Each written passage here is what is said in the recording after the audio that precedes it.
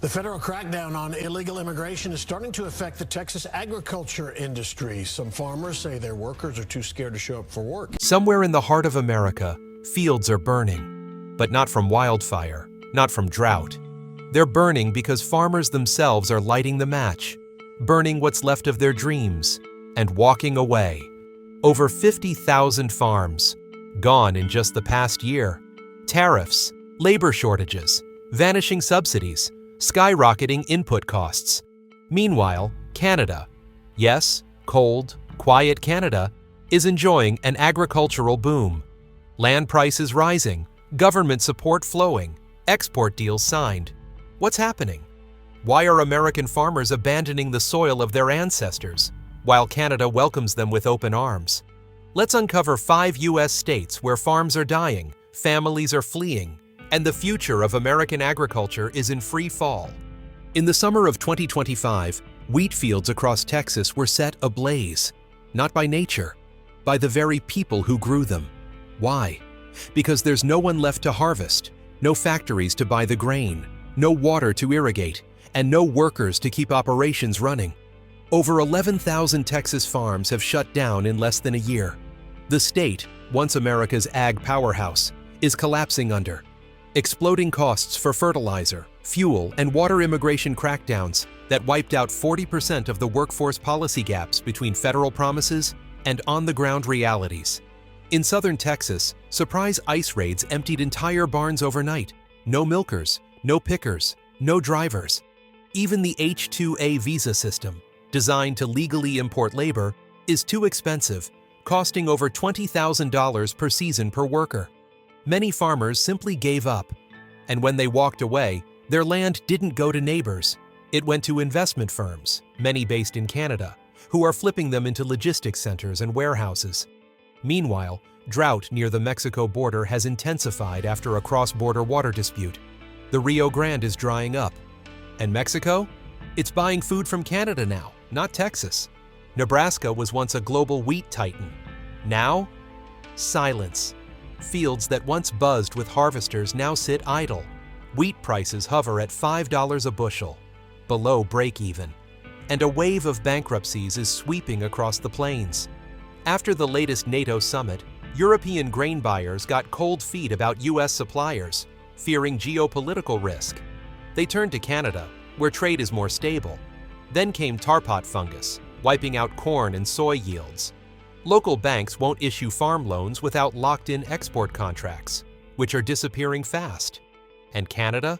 They're exporting 6.6 million tons more wheat this year, largely filling the gap left by Nebraska and others. The Port of Vancouver expanded. Interprovincial rail lines are now prioritized for grain.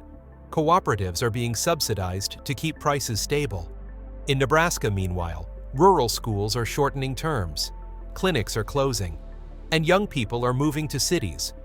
Arizona was once a beacon for immigrant farm labor. From Yuma to Maricopa, greenhouses and vegetable farms thrived. Now, it's the #1 state for agricultural abandonment. Why? Ice raids surged across the state, gutting the workforce. Even legal workers feared staying.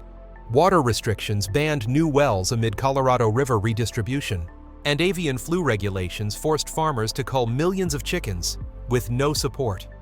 The result? Warehouses emptied, crops rotted, markets closed. And the very workers who came to America for opportunity? Now they're applying to Canada. Programs like the Agri Food Pilot and Saskatchewan's Farm Worker Stream are offering immigration pathways to skilled farm laborers, just like Arizona's own. And yes, Americans are applying too, because in Canada, they get insurance, workforce support, and a reason to believe again. Central Valley, America's fruit basket, is no longer ripe.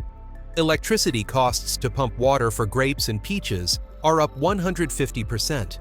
Groundwater drilling? Heavily restricted. Environmental regulations?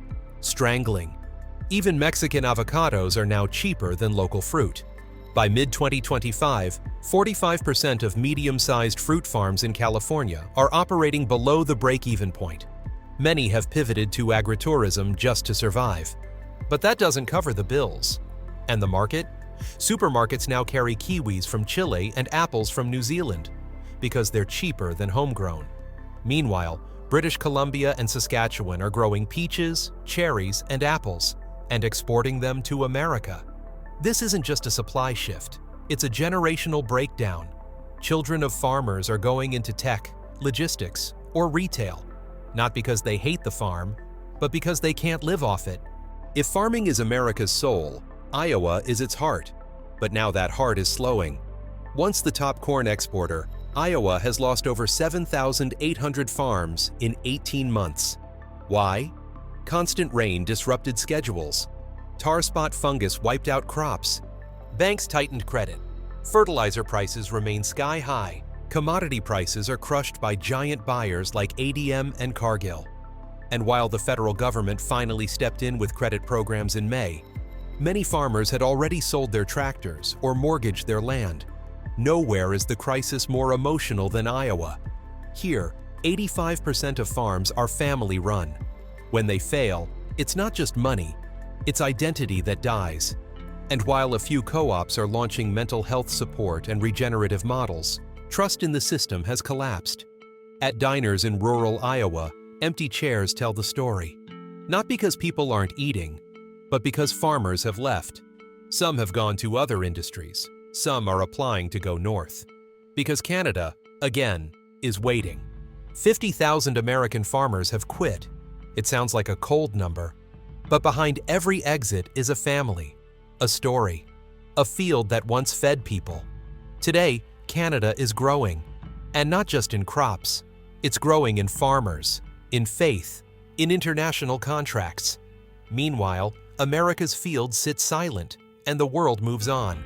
So we ask, who will feed America tomorrow, if no one stays to farm it today? If this issue moved you, like, comment, and subscribe. Let us know. What do you think about this shift in agriculture?